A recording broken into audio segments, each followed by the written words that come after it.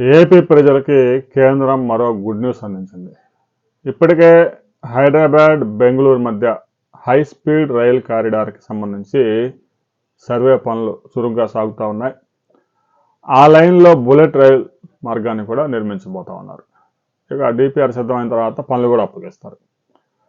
అదేవిధంగా బెంగళూరు టు చెన్నై ఆంధ్రప్రదేశ్ మీదుగా ఒక హై స్పీడ్ రైల్ కారిడార్ రాబోతా ఉంది. హై స్పీడ్ రైలు కారిడార్లో బుల్లెట్ ట్రైన్స్ కూడా తిరుగుతాయి.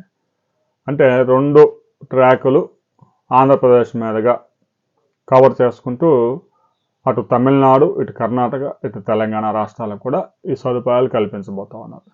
ఇక హైదరాబాదు, విజయవాడ, అమరావతి మీదుగా తిరుపతి మీదుగా చెన్నైకి ఒక మార్గాన్ని నిర్మించాలని ఆంధ్రప్రదేశ్ ప్రభుత్వం ప్రతిపాదనలు కేంద్రానికి పంపింది. దీనికి సంబంధించి ఇంకా క్లారిటీ రావాల్సింది. తాజాగా కేంద్ర ప్రభుత్వం బడ్జెట్లో పెట్టిన విధంగా విజయవాడ విశాఖపట్నం మధ్య ఈ 350 కిలోమీటర్ల స్ట్రెచ్లో కూడా హై స్పీడ్ రైల్ కారిడార్కి సంబంధించి సర్వే పనులకు ఆదేశాలు జారీ చేసింది. ఫైనల్ లొకేషన్ సర్వే చేయాలని కూడా రైల్వే శాఖ అధికారులని ఆదేశాలు జారీ చేసింది.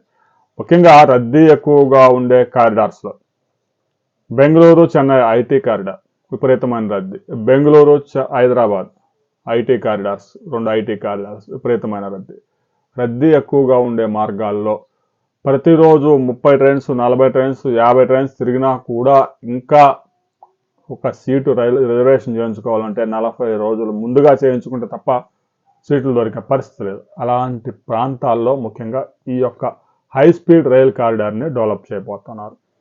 ఇక రాష్ట్రంలో కేవలం ఈ విజయవాడ విశాఖపట్నం మధ్యలోనే కాకుండా మరికొన్ని హై స్పీడ్ కారిడార్స్తో పాటుగా కొత్త రైలు మార్గాలను ఏర్పాటు చేయడానికి కూడా కేంద్ర ప్రభుత్వం ఫైనల్ లొకేషన్ సర్వేకి ఆదేశాలు జారీ చేసింది. అది కనుక ఒకసారి అయిపోయిందంటే డిపిఆర్ సిద్ధం చేయడం, టెండర్స్ పిలవడం జరుగుతూ ఉంది. ఇక రాష్ట్రంలో బుల్లెట్ రైల్ కారిడార్ ఇది విజయవాడ విశాఖపట్నం ఇది 4వది.